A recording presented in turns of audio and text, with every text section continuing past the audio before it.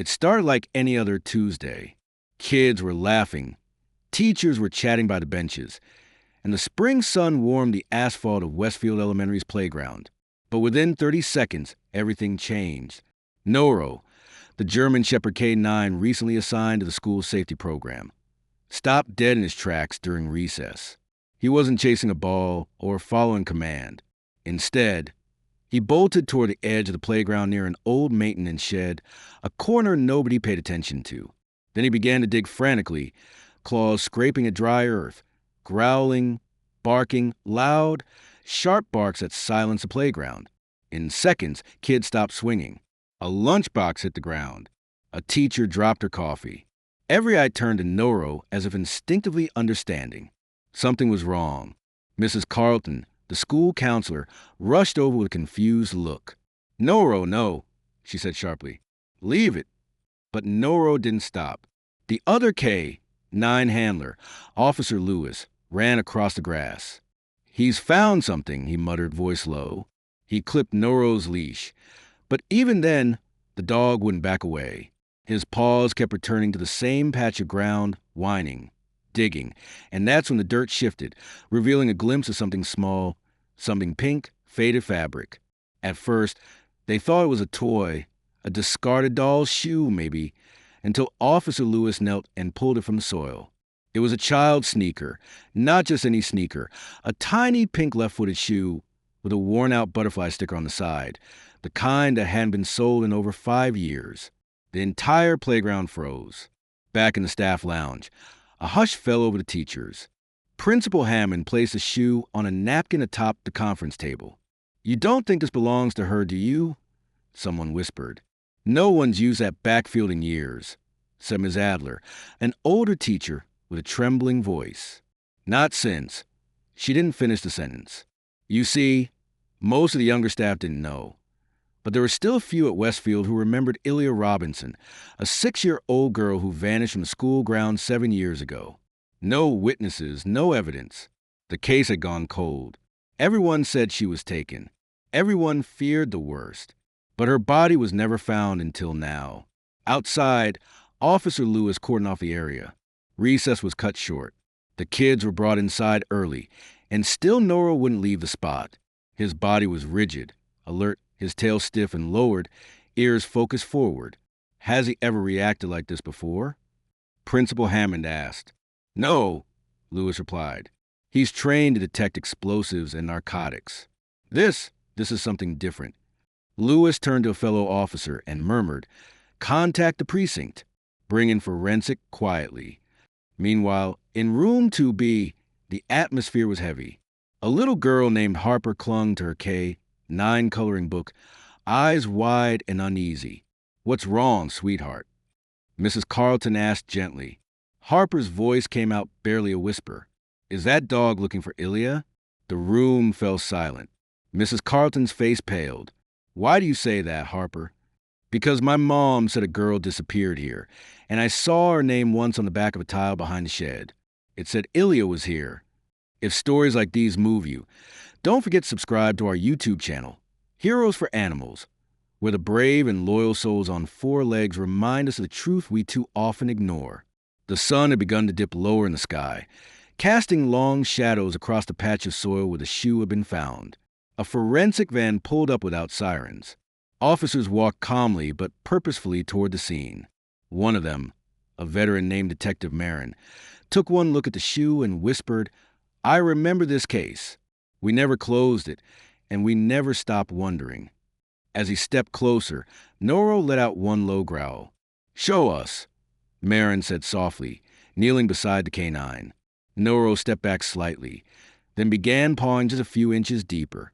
Moments later, the glint of metal, not a weapon, not a tool, a locket, heart-shaped, mud-covered, bent out of shape, but still clearly engraved. "To Ilya with love, Mom." Detective Marin stood still for a moment, the locket cradled in his gloved hand. The name etched into the silver heart had finally given a voice to the silent, fading memory that haunted the school for years. Ilya Robinson. Behind the yellow tape, a few teachers watched anxiously. One of them, Miss Adler, placed a trembling hand over her mouth. She remembered Ilya vividly, the quiet girl with the purple glasses, the one who used to draw in the dirt with sticks while other kids played tag. And just like that, the past returned like a chill in the spring air. Back in the front office, Principal Hammond called a staff meeting behind closed doors. The mood was tense. "I need everyone to remain calm," he said, wiping his forehead with a napkin. "This is an active investigation. We don't want speculation spreading through the student body or the media. Let's just cooperate with law enforcement and focus on the safety of our kids." But the teachers weren't calm. Whispers rippled through the room. "She disappeared during school hours, right? Didn't they search that whole area? And no one ever found a trace. How is that even possible?" No one had answers. But something about Noro's relentless focus was waking up long-forgotten questions. Outside, the forensic team had expanded the dig site. With each layer of dirt removed, more fragments began to appear. Rusted metal buttons, scraps of pink fabric, a crumbling school ID card. Officer Lewis had to turn away. "That poor child," he muttered under his breath. Noro sat a few feet back, tail curled, eyes sharp. He wasn't barking anymore, just watching, almost waiting. Detective Marin turned toward the handler. "Has Noro ever found human remains before?" "Only once," Lewis said. "Overseas, after a mudslide in Honduras. He stayed with the body until we dug it up." Marin nodded. "He's not done here." By afternoon, word had begun to leak through the town. Quiet rumors passed between parents in the pickup line, through text messages on local Facebook groups. Something had been found at Westfield Elementary. Something old, something tragic. Meanwhile, inside the school, Harper sat quietly at her desk, drawing again. This time, she was sketching a girl. "Is that your friend?" Mrs. Carleton asked gently. Harper shook her head. "It's Ilya," she whispered. She was under the ground, but the dog knows. The dog remembers.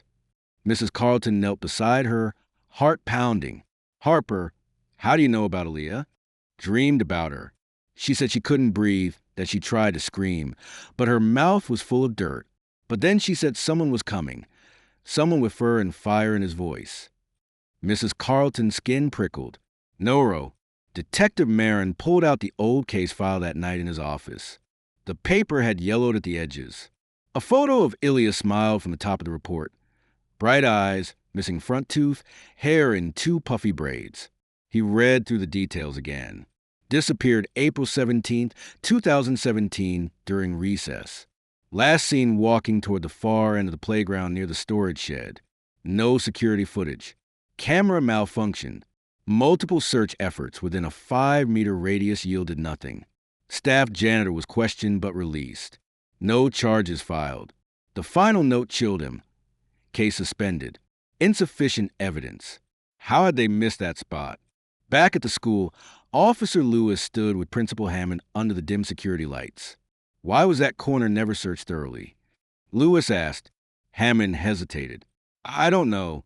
I wasn't principal back then, but according to the files, the grounds were swept multiple times."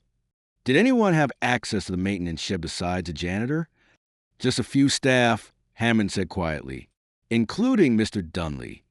Lewis frowned. "Still here?" "No. He left about 6 years ago. Retired early. Do you have a current address?" "I think HR still keeps records." "Why?" Lewis glanced over the crime scene where a small pile of evidence bags was growing. "Because we're going to need to talk to him again." That evening, news vans lined the edge of the school fence despite police efforts to keep the scene quiet. Reporters speculated. Parents demanded answers. And yet, the only one who had truly found anything didn't speak at all. Noro stood near Officer Lewis's patrol car, watching the fading light with ears perked. He didn't chase after birds, didn't look for treats.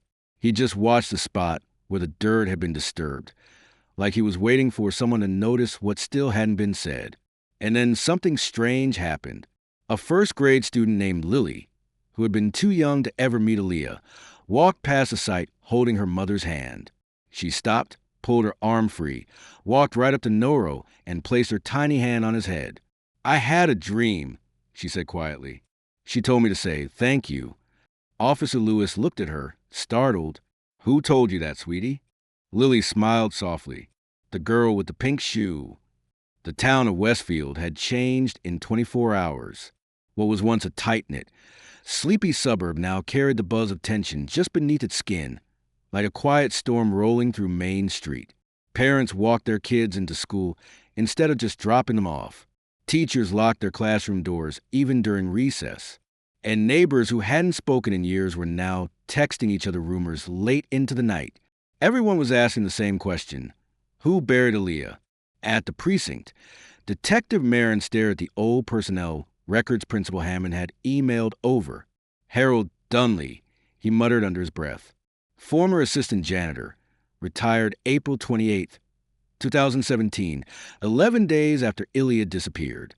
There was no disciplinary record, no complaints on file, nothing except for one yellow sticky note from the HR folder. Dunley was acting strange, cried in the boiler room, said he couldn't handle the noise anymore. Anonymous staff report, May 2017. Marin grabbed his keys. By mid-morning, Officer Lewis and Noro were back at the school. The dig site had been filled and covered, but something about the energy still hung in the air, heavy and watchful. Noro sniffed around the base of the storage shed. He walked a slow circle, then stopped. He sat. Lewis's brow furrowed. "You're telling me something's under here, too, aren't you?" The K-9 barked once, then twice. Loud. "Urgent," Lewis radioed. "Dispatch. We're going to need ground-penetrating radar behind the shed. Priority." In room 2B, Harper was drawing again. Mrs. Carlton had given her a quiet corner near the window just to keep her calm. But when she walked by the little girl's desk, she froze. On the paper was a sketch. Ilya again, but this time not alone. Next to her was a tall figure in a janitor's uniform. The face was blank, but in his hand, a key ring, and beneath the drawing, Harper had written in shaky letters. He locked her in and threw away the key. Meanwhile, Detective Marin pulled into a small home on the outskirts of Westfield. It sat crookedly on a cul-de-sac, the paint peeling from its siding, the yard unkempt. But someone still lived there. He knocked once, twice. An old man opened the door slowly. Harold Dunley, 71 years old, stooped, gray-bearded, wearing thick glasses and a flannel shirt that looked 2 sizes too big. "Mr. Dunley," Marin said, flashing his badge, "I'd like to ask you some questions about Ilya Robinson." Dunley's hands trembled. His lips parted, but no sound came out. Then he nodded. Inside the dim living room, Dunley sat down on a plaid recliner, eyes fixed on a dusty mantle. "Knew this day would come," he whispered. Marin sat across from him, notepad closed. This wasn't about evidence. This was about truth. "You were there the day she disappeared?" "Yes." "You were one of the last people to see her?" "Yes." "Why didn't you say anything?" Dunley leaned forward, face wrinkling. "Because I didn't know she was gone. Not until it was too late." He took a long breath. "She used to sneak behind the shed to draw. Said it was the only quiet place. That day, I saw her go back there. I didn't think much of it, but I heard something. A scream, maybe. I ran around, but she was gone. I looked. God knows I looked. But no one believed me. They said I made it up to cover my tracks. So I shut up. I left. Why didn't you tell the police what you heard?" "Because I was afraid. Afraid they'd blame me. And because someone told me to forget it." "Who?" Dunley looked up. His eyes welled. "I don't know his name, but he wasn't staff. He said he was a visitor from the district office. Said to let it go." Marin felt the hairs on his arms rise. Something about this didn't add up. Back at the school, the radar team had begun scanning the ground behind the shed. "Metal object, about 14 inches deep," one of the techs reported. "Could be a lockbox." Officer Lewis watched nervously. Noro sat nearby, still and silent. When the team dug it up, they found an old lunchbox, rusted shut. Inside, a set of broken keys and a photo. The photo was old, blurry, creased in the middle, but the face was unmistakable. A man in a gray collared shirt smiling next to a maintenance van. No school ID, no badge, just a smile The same face Harper had sketched days ago. That night, Mrs. Carlton did something she hadn't done in years. She pulled out the yearbook from 2017. She flipped through the pages until she reached the staff and volunteer section. And there he was, listed as IT consultant temporary. She gasped. Why would an IT guy be near the shed during recess? She whispered. She looked closer. No last name, just Aaron. Detective Marin stared at the photo on the precinct's evidence board. It had been scanned and enhanced. The man's image was now part of a much larger picture. Records showed that no official from the district named Aaron was ever assigned to Westfield Elementary. Worse yet, similar-looking men, same first name, no last name, had been logged at 3 other schools in the region, each one connected to missing children cases that had gone cold. At the same time, little Harper had crawled into bed. Her mom kissed her forehead. "Why do you always draw Ilya?" she asked gently. Harper pulled the blanket up to her chin. Because she's still scared. She doesn't want to be alone. Her mother's face softened. "Honey, Aaliyah is with the angels now." Harper shook her head slowly. "No, Mommy. She's waiting for the man with the fire voice, the one who barked loud enough for God to hear." The quiet town of Westfield had officially lost its quiet. By Thursday morning, school security had doubled. State investigators were now assisting local police. News helicopters hovered above the playground for aerial shots. And behind the scenes, an unsettling discovery spread like wildfire across law enforcement channels. The man, known only as Aaron, had no last name and no trace. Detective Marin stood in front of the evidence board, staring at the enhanced image of the photo, found buried in the rusted lunchbox. The man's face looked disturbingly average, the kind of face you wouldn't look at twice. Brown hair, thin frame, buttoned-up collar, his smile casual. They ran the photo through every national database. No hits, no criminal record, no employment history, no DMV matches, no fingerprints, no driver's license, nothing. It was like he had never existed, except the children remembered him. In a secured interview room at the station, Mrs. Carlton sat with Harper and her mother. A trauma counselor was present, but Harper didn't seem afraid. She held her sketch pad close and answered each question calmly, almost as if she had practiced for this moment. "Can you tell us more about the man in your drawings, Harper?" Marin asked gently. She nodded. "He always had a lanyard with no name, and he smelled like peppermint." "Peppermint," the counselor repeated, "like oghum. And he wore sneakers with little blue lightning bolts. He said they made him fast." Marin leaned forward. "Did he ever talk to you?" Harper hesitated. "He told me I had a pretty voice and that I should come help him carry boxes one day. But Noro barked before I could say yes. He scared him away." Mrs. Carlton's hands tightened in her lap. What did the man do when Noro barked? Harper looked down at her drawing. He looked angry, but only for a second. Then he smiled and left. Back at Westfield Elementary, Officer Lewis and Noro walked the perimeter of the property for what felt like the 10th time that week. "Noro," Lewis said softly, "I swear you're sniffing out ghosts now." But the K-9 stopped again near the shed. This time he barked just once, a low, deliberate woof. And then he began pacing, not in circles, but in a straight line, over and over, from the shed to the teacher's parking lot. Lewis watched carefully. "What are you doing, bud?" It hit him. A path. Nora was retracing steps. Principal Hammond was reviewing old security footage when Marin walked into his office. "We need every record from April 2017, Marin said. "Visitors, deliveries, work orders, volunteer logs. I want to know if anything slipped through." Hammond looked exhausted. "We've gone through everything we had, but what?" There was a hard drive missing, one of the old surveillance backups from that year. "We assumed it was recycled." Marin frowned. "Assumed or confirmed?" "I don't know," Hammond admitted. "The IT department at the time outsourced a lot of their work. Temporary hires, interns, that kind of thing." "And was Aaron one of them?" "He wasn't in the system, but we found an old invoice from a company called Wisp Tech. Never heard of it before. No longer active." "Can I see it?" Principal Hammond handed over a faded printout. Marin read the name at the bottom of the invoice and froze. Signed, Aaron P. No last name, just a scribbled P. That evening, the state's cybercrime division traced Wistech to a virtual mailbox in Nevada, a ghost company likely used for temporary contracts. The phone number was disconnected. The EIN was bogus, but the mailing record showed that the business had been linked to at least 4 schools across 2 states. Every school had a cold case.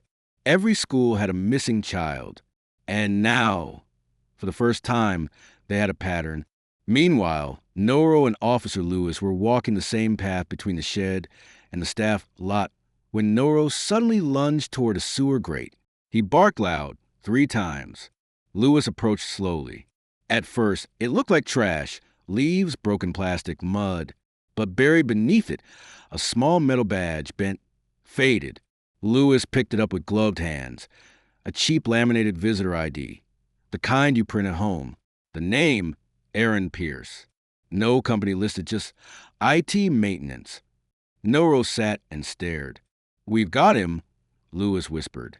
Detective Marin added the name to the database. Finally, a partial match surfaced. And Aaron Pierce had applied for a business license 10 years ago in Florida. The address led to an abandoned building, but the name connected to one more thing. A police report filed in 2013. A woman had called about a man hanging around her daughter's elementary school, offering computer help. The man left before police arrived. No charges filed, but the woman's description: peppermint breath, blue sneakers, collared shirt, and a jar smile that didn't reach his eyes. The FBI officially joined the case by the end of the day. The town didn't know the full story yet, but they knew enough. Parents were scared, teachers were rattled, and every hallway conversation ended in a whisper. "Do you think he's still out there?"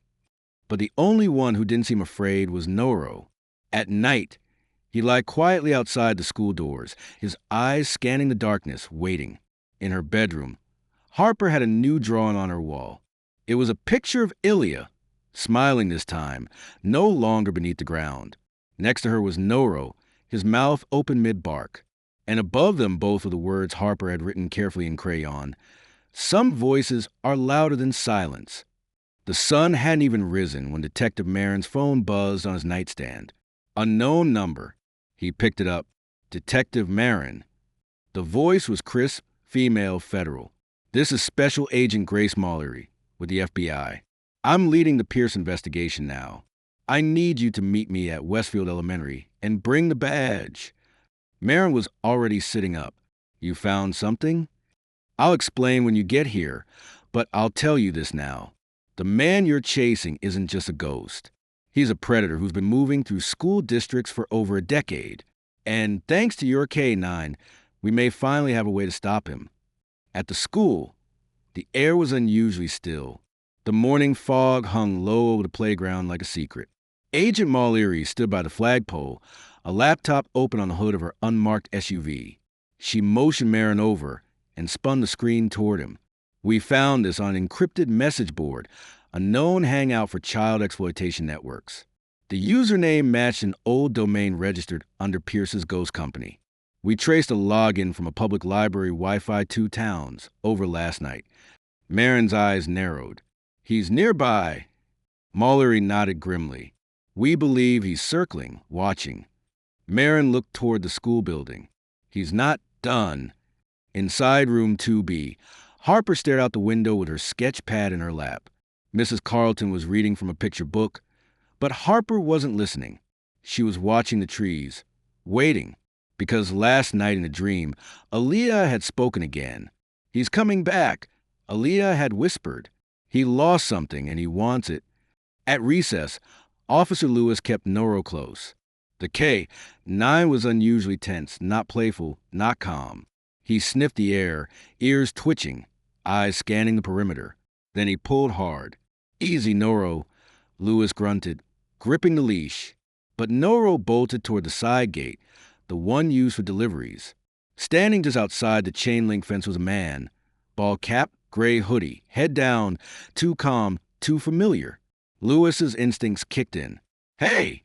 he shouted, starting to run. The man turned, made brief eye contact, then vanished down the alley.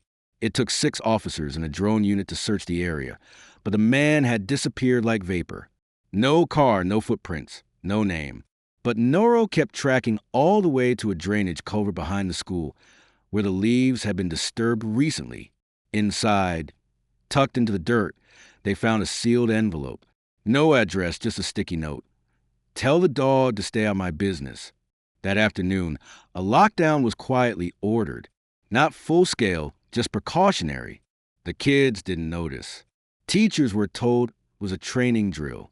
But Principal Hammond knew better. He gathered the staff behind closed doors and laid it out. We're dealing with someone who doesn't leave evidence. Someone who's been 5 steps ahead of law enforcement for years. But he made a mistake. He came back. Mrs. Carlton raised her hand. Why? Because of the dog, Marin said from the doorway, walking in. And because he left something behind 7 years ago. Something he wants. Harper's mom didn't hesitate. She pulled her daughter from school that afternoon and drove straight to the station. I don't know what's going on, she told the officers. But Harper's drawings, they're too detailed, too real. Harper sat across from Agent Mallory, coloring quietly. Then she spoke. He keeps coming back because of the necklace. Everyone in the room froze. What necklace, sweetie? Mallory asked gently. Harper didn't look up. The one Aaliyah buried. The one with the secret inside. They raced to the evidence lab. The locket they had found next to Ilya's shoe had been sent for processing, but hadn't been opened. Marin pried it open carefully with gloves. Inside, not a photo, but a tiny SD card hidden beneath the backing.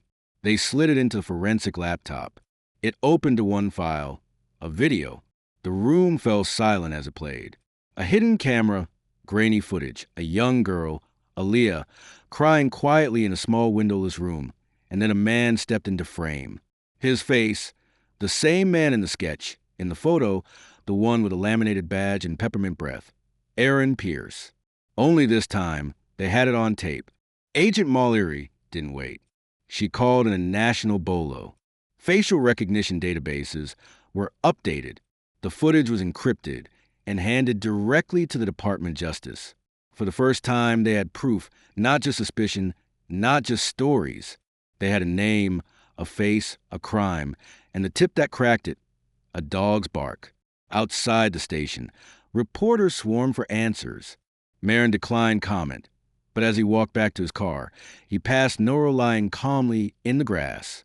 The German shepherd looked up at him, tail thumping once. You did good, partner, Marin whispered, scratching behind Noro's ears. You didn't just find a clue. You found her voice. That evening, Harper sat at home with her sketch pad. Her mom watched from the kitchen as she drew one last picture, Aaliyah standing on a hill. Above her, Noro mid-bark, mouth wide, like a roar. And behind them, far in the distance, a shadow of a man shrinking smaller and smaller. Harper looked up and smiled. She's not scared anymore. 1 week after the truth surfaced, the playground at Westfield Elementary looked the same. Kids laughing, swings creaking, a whistle blowing for the end of recess. But it didn't feel the same. Not to the parents watching more closely. Not to the teachers double-checking the gates. And not to the dog who had refused to stop digging. In the staff lounge, Principal Hammond straightened his tie for the 3rd time that morning. He wasn't a man of many words, but today he had to speak. He looked across the room at Mrs. Carlton, Officer Lewis, and Agent Mallory, who had returned for the special school assembly. They weren't just honoring a fallen student. They were closing a wound the town had buried for 7 years. The auditorium was packed. Parents filled the folding chairs, standing shoulder to shoulder in the back. Kids sat cross-legged on the floor, whispering, "Is it about the dog?" Yes, it was about the dog, but it was also about Aaliyah and about what it means to be heard. Mrs. Carlton stepped to the podium first. She didn't need her prepared notes. "I've taught here for 17 years, she began, voice steady. "And I remember every child who has passed through room 2B. Some stayed for years. Some were here for only a season. But one girl stayed in our hearts long after she vanished. A photo of Aaliyah appeared on the screen behind her. A little girl with two puffy braids and bright, curious eyes. Gasps rippled through the crowd. She loved butterflies, Mrs. Carlton said. She hated the color orange. She was shy, but when she smiled, it was like sunshine. Tears welled in her eyes. We failed her, but someone didn't. She turned to the side of the stage, and that's when Noro entered.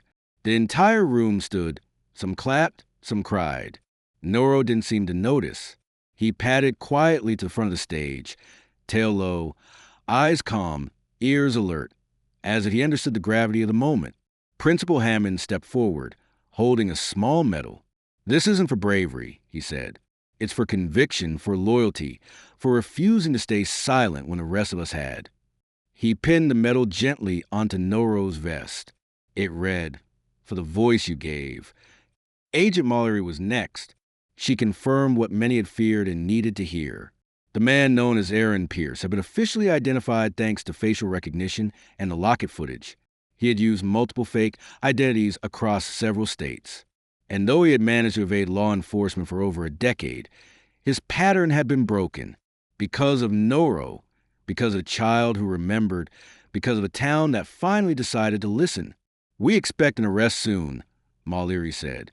"He's running, but he won't get far." Later that evening, after the crowd had gone, Marin found himself alone by the back fence near the old maintenance shed. The dirt was still marked from the dig. The flowers left by students fluttered in the breeze. Daisies, roses, even paper butterflies made in art class. Noro sat beside him, quiet. "You knew she was there," Marin murmured. "You never even met her, but you knew." He paused, eyes on the ground. "I don't think she was screaming for help that day. I think she was just hoping someone would listen." He turned to the dog. "And you did." At sunset, Harper stood on the sidewalk outside her house, holding her mom's hand as Noro approached. "He came?" she squealed, hugging his neck. Noro wagged his tail softly. Harper's mom looked at Officer Lewis, grateful but overwhelmed. "We were going to move, but she said she doesn't want it anymore. She said she feels safe now." "Because of him?" Lewis asked, glancing down at Noro. Harper nodded. He barked loud enough for heaven to hear. A few days later, construction began on a new corner of the playground, a memorial garden designed by students, funded by the district, created for every child who had ever felt unseen, unheard, or forgotten. At the center of it was a bronze sculpture of a German shepherd, not aggressive, not posed to attack, just sitting calm, watchful, listening. At his paws lay a butterfly, and beneath the statue, a plaque for those who were buried in silence and the one who refused to be. Noro K. 9 Officer Hero, voice for the voiceless. Detective Marin sat at his desk one late night, the locket now in an evidence case behind him. He was writing a letter, one meant for Aaliyah's mother, who now lived several states away. She had declined the invitation to the assembly, saying it was too much, but she'd asked one thing. Was she alone? Marin stared at the paper a long time before writing just 6 words. "She was never truly alone, ma'am." Then he added, "She had a friend waiting to find her." And so the town moved forward. The case was reopened. The search intensified. But for the first time in years, it wasn't haunted by shame or fear. It was filled with purpose because now they understood. Sometimes justice doesn't begin in a courtroom. Sometimes it starts in the dirt with a bark.